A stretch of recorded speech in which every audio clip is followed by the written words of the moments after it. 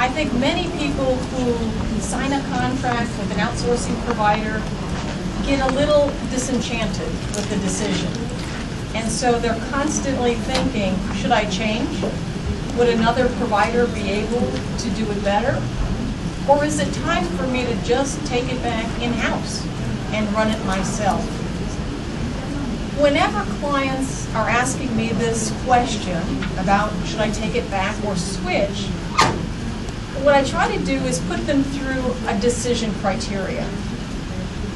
Because I want to make sure that they're focusing on the delivery needs for the business to make an informed decision and come up with the right solution. The first question on the right is switching providers going to fix the problem? Meaning, if you're unhappy with delivery, will you be happy with delivery, potentially the same type of delivery with somebody else? Or is the problem what you're asking them to do, or the model that they're using to deliver it in? We also have to look to see if new technologies are available.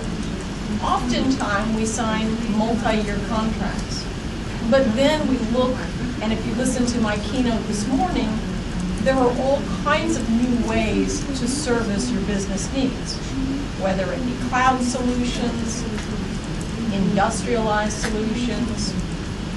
So if I'm making a switch, does it make sense to now think about delivering in a new way? What are the risks to changing providers? Especially if you've had a vendor in for multiple years and you've built a relationship with them.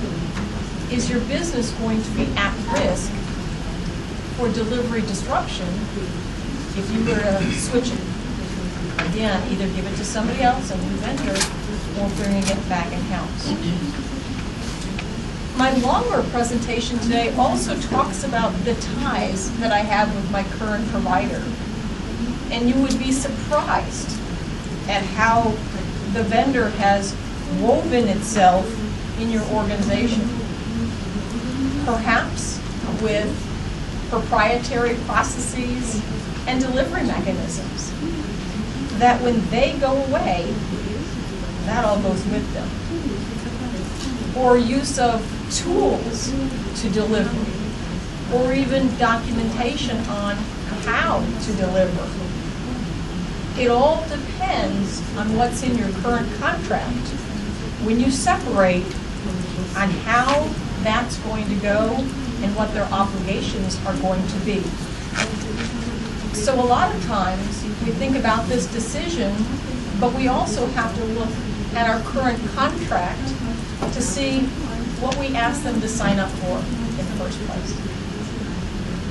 And that's going to tell us whether it's going to be easy or more difficult to separate from that supplier. We also have to think about how our enterprise is going to react. If I've got an organization who doesn't handle change well, changing out suppliers may be more difficult. And is it worth the risk and the socialization?